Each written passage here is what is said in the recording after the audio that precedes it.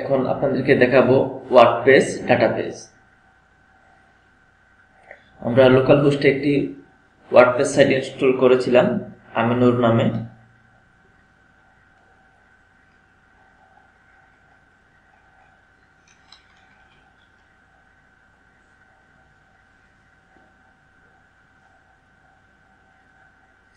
এটি আমাদের WordPress site.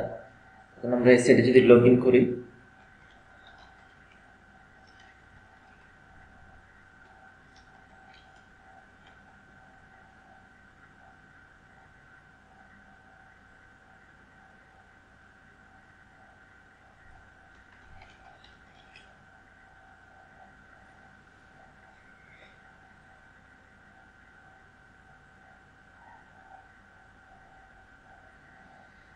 এটি আমাদের ওয়ার্ডপ্রেসের ড্যাশবোর্ড।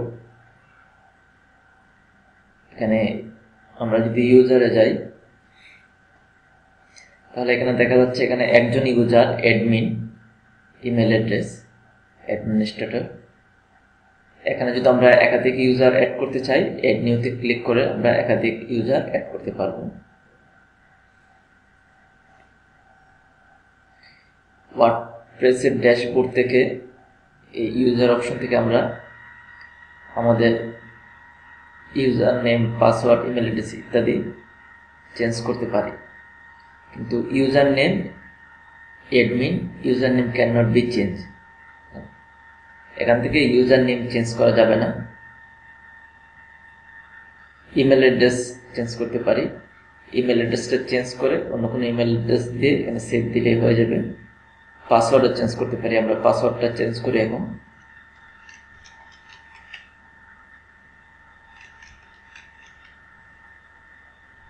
ইমেল অ্যাড্রেসটা চেঞ্জ করি। তাহলে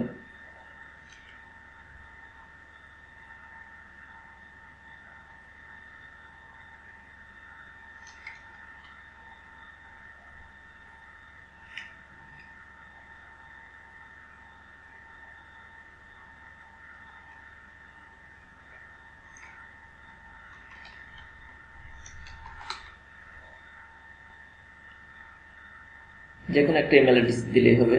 আমি একটা অন টেস্ট হিসেবে কোনো একটা ইমেল অ্যাড্রেস দিলাম। প্রোফাইল,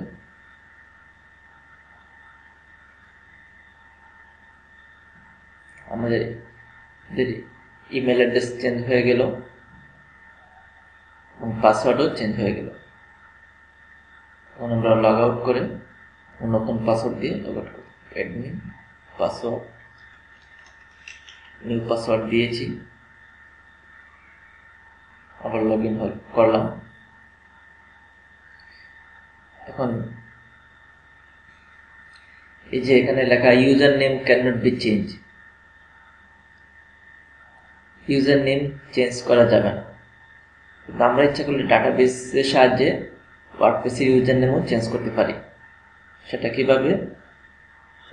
লোকাল হোস্ট /phpMyAdmin সেখানে যেতে হবে।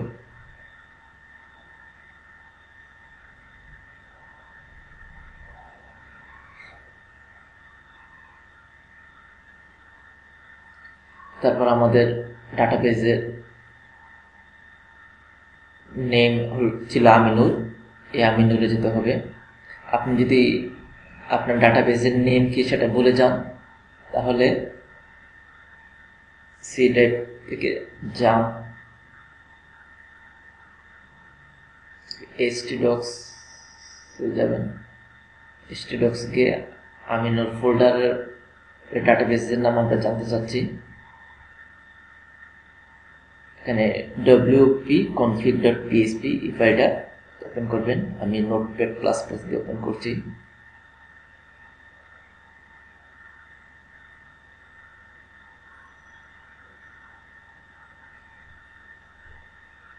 এখানে দেখেন ডিবি নেম আমিনুর, মানে এই ওয়ার্ডপ্রেস সাইটটা আমিনুর ওয়ার্ডপ্রেস সাইটটা আমিনুর ডাটাবেসটাকে ইউজ করছে। আমরা আমিনুর ডাটাবেসটা ওপেন করলাম। এখানে wp ইউজার্সে ক্লিক করলাম। এখানে ইউজার লগইন অ্যাডমিন, পাসওয়ার্ডটা অনেক বড়, এটা এনক্রিপ্ট করা। Email address. এখন আমরা এখান থেকে ইচ্ছা করলে ইউজার নেম পাসওয়ার্ড সবকিছু আবার চেঞ্জ করতে পারি ড্যাশবোর্ডের মতো। ড্যাশবোর্ড তো ইউজার নেম চেঞ্জ করা যায় না, আমরা এখান থেকে ইউজার নেম চেঞ্জ করব। অ্যাডমিনটা চেঞ্জ করে আমি আমিন দিচ্ছি, ইউজার লগইন আমিন। ইমেল অ্যাড্রেসটাও চেঞ্জ করে ফেলি, আবার ইমেল অ্যাড্রেসটা আবার দিলাম। এই দুইটা আপাতত চেঞ্জ করি। আমাদের ইউজার নেম আমিন আর ইমেল অ্যাড্রেসটা আবার চেঞ্জ করেছি। পাসওয়ার্ডটা এনক্রিপ্ট করা, পাসওয়ার্ডটা পুরো দেখাচ্ছি। এখন যদি আমরা আবার আমাদের সাইটে যাই, এখন আবার লগ ইন করতে হবে, কারণ আমরা ইউজার নেম চেঞ্জ করে ফেলেছি।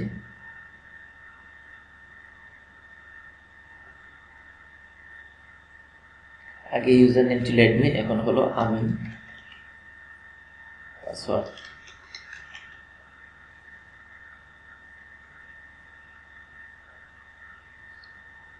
এই যে আমরা নতুন ইউজার নেম দিয়ে আবার লগ ইন করেছি।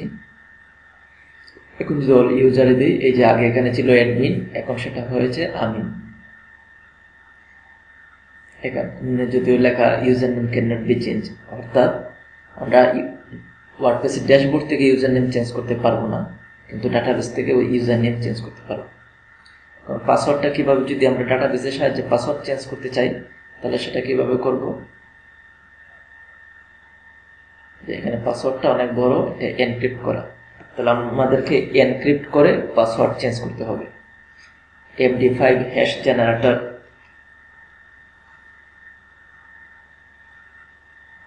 গিয়ে আমরা এনক্রিপ্ট করতে পারি।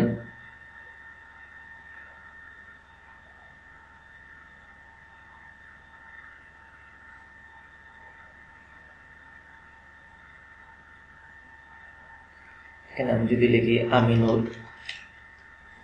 এই আমিনুরকে আমি এনক্রিপ্ট করব, জেনারেটে ক্লিক করলাম। আমিনুরটা এনক্রিপ্ট হয়ে এমন হয়েছে, এটা মানে হলো আমিনুর। আমি যদি পাসওয়ার্ড এটা দিয়ে চেঞ্জ করি, তার মানে পাসওয়ার্ডটা আমার চেঞ্জ হয়ে আমিনুর হয়ে যাবে। তারপর আমিনুর পাসওয়ার্ড দিয়ে আমি লগ ইন করতে পারবো। আমি এটা কপি করলাম, এখানে এটার পরিবর্তে আমার এটা দিলাম, আমি কোড দিচ্ছি। আমার পাসওয়ার্ড চেঞ্জ হয়ে গেছে। এখন পাসওয়ার্ড চেঞ্জ হয়ে আমিনুর হয়েছে, আর ইউজার নেম তো অ্যাডমিন। এখন যদি আমরা আবার লগ ইন করি,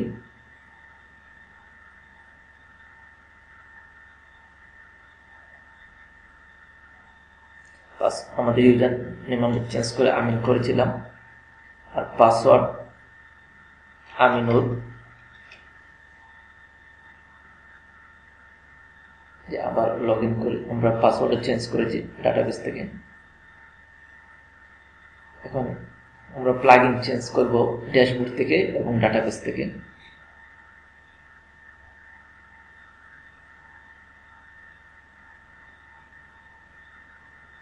এখানে দুইটা প্লাগইন আছে, দুইটাই ইনঅ্যাক্টিভ করা, ইনঅ্যাক্টিভ 2। একটু আমি আর কয়েকটা প্লাগইন ইনস্টল করি। টিম চেক এটা করলাম।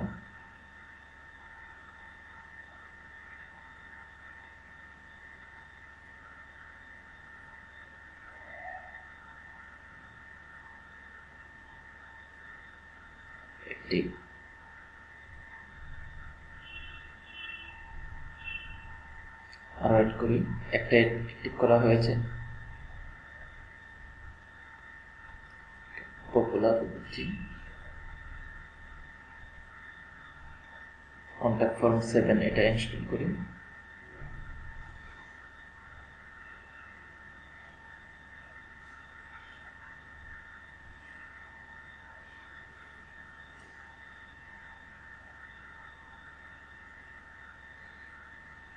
আরো ইনস্টল করি।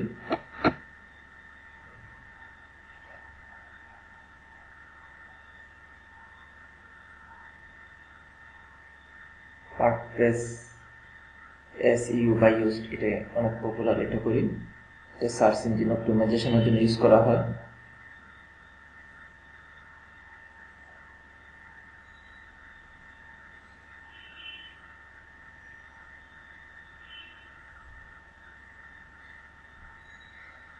যে আমি সরাসরি অনলাইন থেকে প্লাগইনগুলো ইনস্টল করছি। আপনি ইচ্ছা করলে প্লাগইনগুলো আপনার কম্পিউটারে ডাউনলোড করে তারপর সেখান থেকে ইনস্টল করতে পারেন।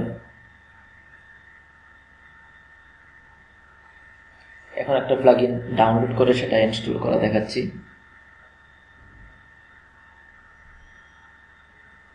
ওয়ার্ডপ্রেস সিকিউরিটি,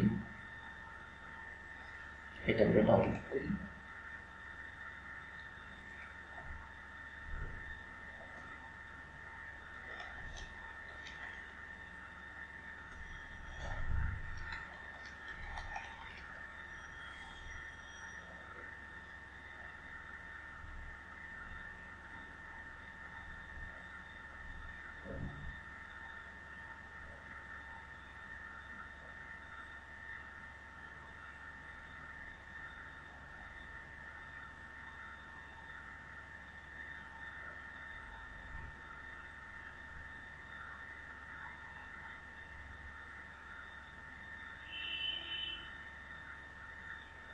ডাউনলোড হয়ে গেছে।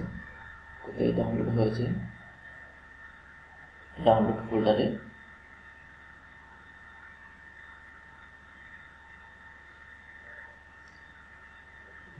আপলোড প্লাগইন থেকে এটা আপলোড করি।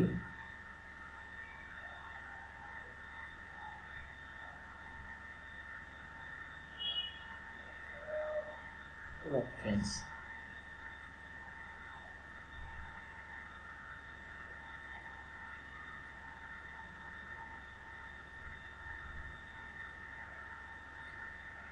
এই প্লাগইনটা ইনস্টল হয়ে গেছে। অনেক সময় এইভাবে ইনস্টল করতে যদি সমস্যা হয় তাহলে আপনি প্লাগইনটাকে আনজিপ করে জাম্পের ভিতর, স্ট্রিডক্সের ভিতর ওয়ার্ডপ্রেসটা যে নামে রেখেছেন সেই নামের ভিতরে ডব্লিউপি কন্টেন্ট ফোল্ডারের মধ্যে নিয়ে পেস্ট করে ইনস্টল করতে পারেন। আমি আরেকটা ইনস্টল করে দেখাচ্ছি সেভাবে।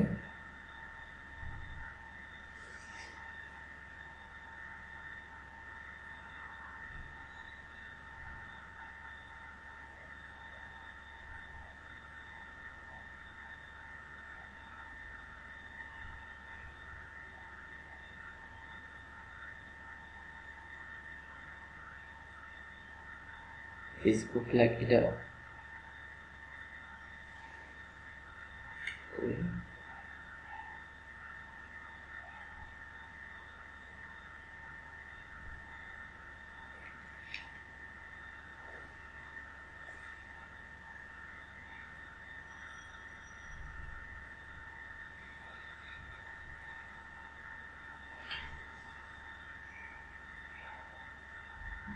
ডাউনলোড হয়ে গেল। এই যে এই প্লাগইনটাকে আমি আনজিপ করি, এক্সট্রাক্ট অল, এক্সট্রাক্ট হয়ে গেছে। এই ফোল্ডারের ভিতরে এই ফাইলগুলো আছে, তাহলে আমাকে এই ফোল্ডারটা কপি করতে হবে। এটা কিন্তু আনজিপ করা। তারপর আমাকে যেতে হবে htdocs-এর মধ্যে। এখানে আমি নোড ডব্লিউপি কন্টেন্ট প্লাগইনস এখানে নিয়ে পেস্ট করব। এই প্লাগইনটা আমি পেস্ট করলাম। এখন যদি আমি ওয়ার্ডপ্রেসের ড্যাশবোর্ডে যাই তাহলে আমি এই প্লাগইনটা এখানে দেখতে পারবো।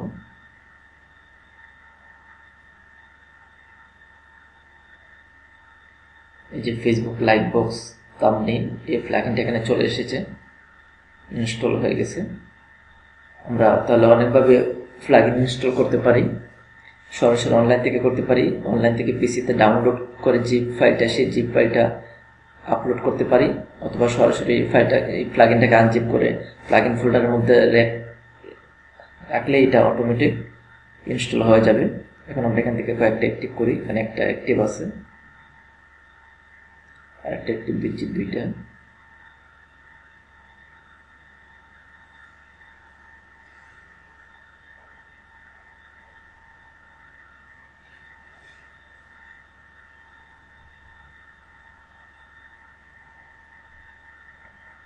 এই প্লাগইনটা ওয়ার্ডপ্রেসের সিকিউরিটির জন্য ব্যবহার করা হয়।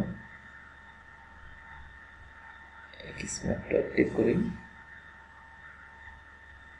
কন্ট্যাক্ট ফর্ম 7 অ্যাক্টিভ করি, Facebook like box hello Dolly active করি। এই যে এখানে প্লাগইন আছে টোটাল 6টা, মধ্যে অ্যাক্টিভ 5টা, ইনঅ্যাক্টিভ 2টা। এখানে 1টা 2টা 3টা 4টা 5টা 6টা 7টা প্লাগইনের মধ্যে 5টা অ্যাক্টিভ, 2টা ইনঅ্যাক্টিভ। ইনঅ্যাক্টিভ হলো এটা একটা আর এটা আরেকটা। এখন আমরা যদি প্লাগইন ফোল্ডারের মধ্যে যাই, এই যে সি ড্রাইভের জাম্পের ভিতর htdocs এর মধ্যে আমিনুল নামে ফোল্ডারটা আমরা রেখেছিলাম ওয়ার্ডপ্রেসের। আমিনুলের ভিতর wp কন্টেন্ট, তারপর প্লাগইনস। এখানে আপনারা 7টা প্লাগইন দেখতে পারবেন। কিসমেট 1টা, কন্টাক্ট ফর্ম 7 2টা, ফেসবুক লাইক 3টা, 3 চেক 4টা, ওয়ার্ডপ্রেস 5টা, ওয়ার্ডপ্রেস এসইও 6টা, আর hello.php এটা একটা প্লাগইন 7টা।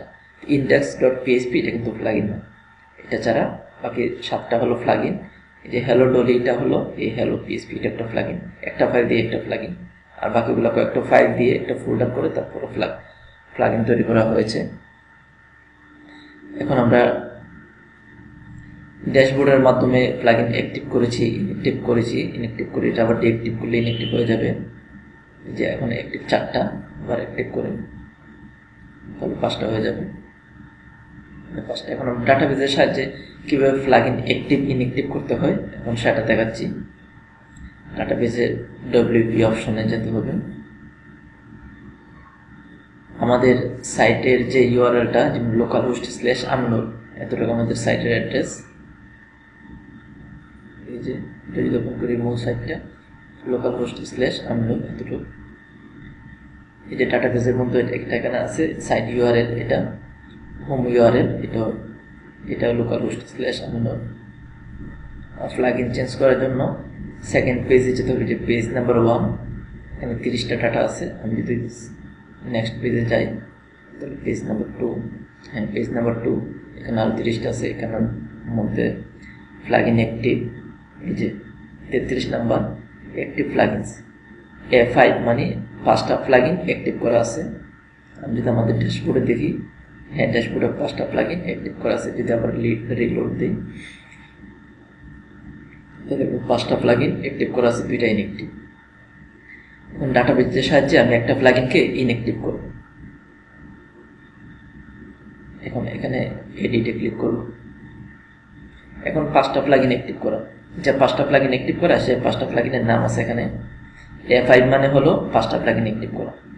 কোন কোন প্লাগইনগুলো অ্যাক্টিভ করা সেটা প্লাগইনের নামগুলো শুরু এখান থেকে i0 থেকে আবার আরেকটা শুরু রাখ পর্যন্ত, এতটুকু মিলে হলো একটা প্লাগইন। i0 i এর মান হলো 0 1 2 3, এভাবে। A5 মানে 5টা প্লাগইনের মধ্যে i0 একটা প্লাগইন, i1 2টা প্লাগইন, i2 3টা প্লাগইন, i3 4টা প্লাগইন, i4 এ হলো 5টা প্লাগইন।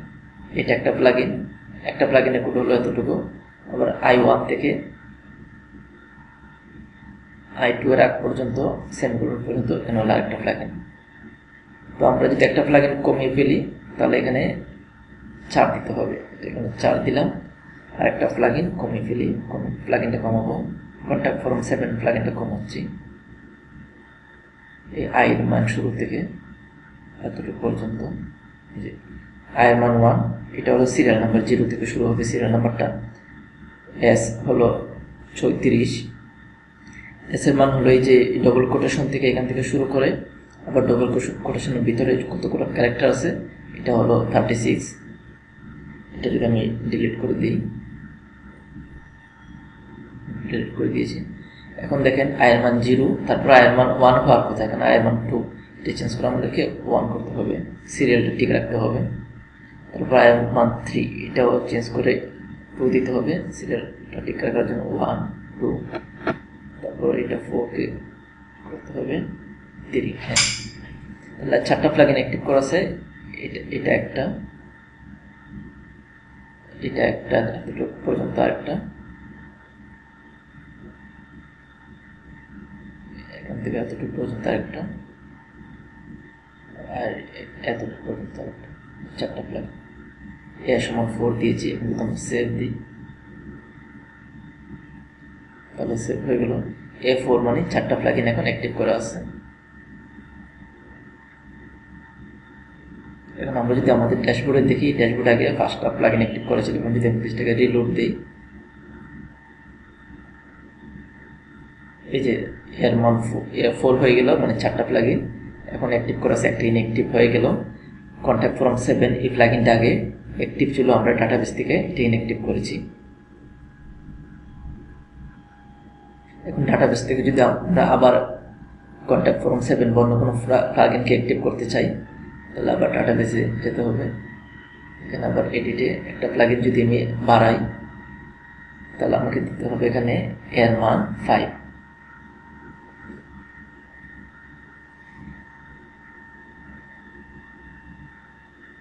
এই যে এতটুকু আয়ের মান থেকে শুরু, এটা আমি কপি করে নিচ্ছি। কপি করে আমি এখানে আবার পেস্ট করছি। এখন আয়ের মান 3 পর্যন্ত আছে, এটা হবে আয়ের মান 4। এস হলো স্ট্রিং, মানে এতটুকু থেকে এতটুকু কয়টা ক্যারেক্টার আছে। এখানে এই প্লাগইনটার ক্ষেত্রে 23টা ক্যারেক্টার আছে। তো কন্ট্যাক্ট ফর্ম 7 প্লাগইনটার ক্ষেত্রে কয়টা ক্যারেক্টার আছে সেটা আমরা গুনে আসি। কন্ট্যাক্ট ফর্ম 7টা রিনেম করে এখানে এই নাম্বার কপি করে নিচ্ছি।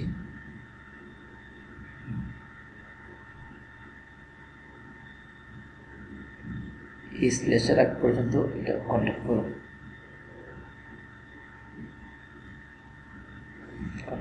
7 স্ল্যাশের পরে যেখানে যেমন ওয়ার্ড ফ্রেন্ডস ডট পিএইচপি আছে, আমাদের কন্ট্যাক্ট ফর্ম 7 এর একটা পিএইচপি ফাইল আছে, সেটা নিতে হবে। এই যে wp contact form 7 dot PHP, এই ফাইলের স্ট্রিংটা নিতে হবে, না ফুল নামটা নিতে হবে।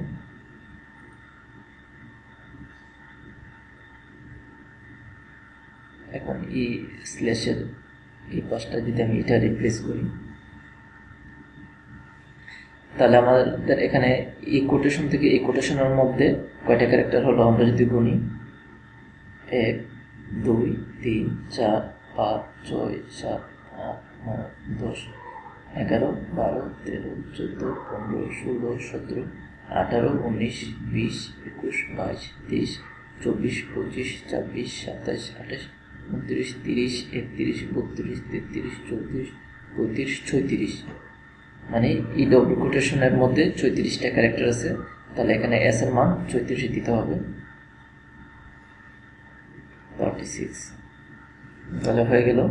এস এর মান 5, মানে এখানে 5টা প্লাগইন অ্যাক্টিভ করা আছে। এস এর মান 0-তে একটা, 1-এ একটা,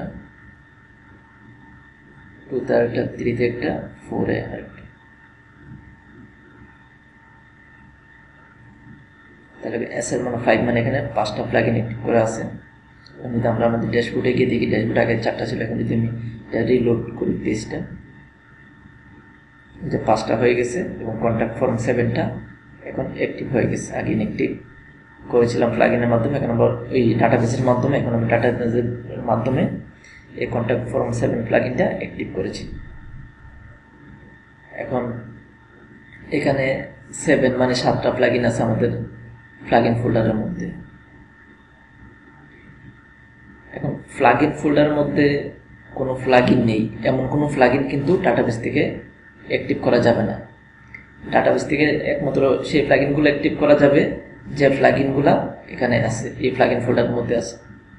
এখন আমি যদি নতুন একটা প্লাগইন অ্যাক্টিভ করতে চাই, তাহলে প্লাগইনটাকে আগে ডাউনলোড করে আনজিপ করে কপি করে এখানে এনে রাখতে হবে। এখানে এনে রাখার পরে তারপরে আমরা ডাটাবেস থেকে এই প্লাগইনটা অ্যাক্টিভ করতে পারব।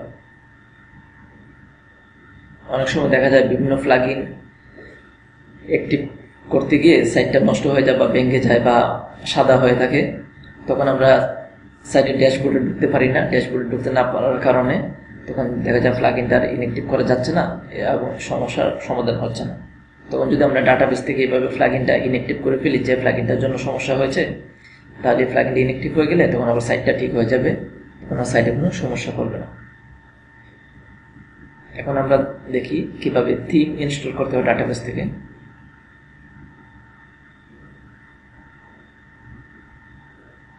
এখানে কয়টা থিম আছে, 2015 একটা, 14 একটা, 13 একটা, তিনটা থিমের মধ্যে এখন এটা অ্যাক্টিভ করা আছে 15। আমরা যদি এই থিমটাকে এখান থেকে অ্যাক্টিভ করি, অ্যাক্টিভ 2014 থিমটা আমরা ডাটাবেস ড্যাশবোর্ড থেকে অ্যাক্টিভ করেছি। এখন যদি আমরা আমাদের সাইটটাকে দেখি,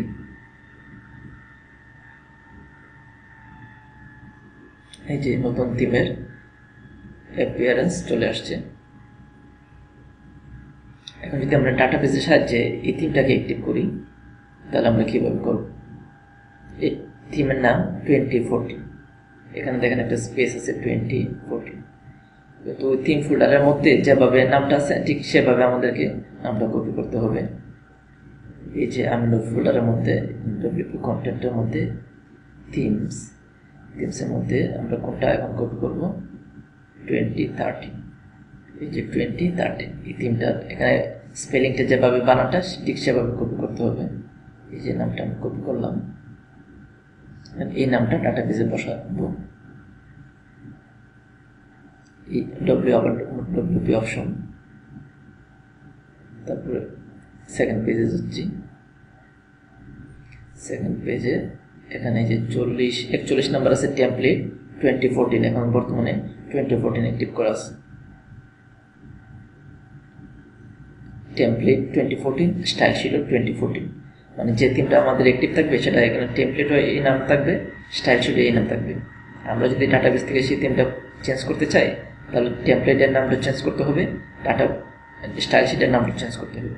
তাহলে আমরা দুইটাই চেঞ্জ করি, 2014টাকে চেঞ্জ করে 2013 দিলাম, দিলে সেভ হয়ে যাবে। তারপরে এটাকে যদি স্টাইল শিটটাকে যদি আমরা চেঞ্জ করি, এটাকে 2014 দিয়ে,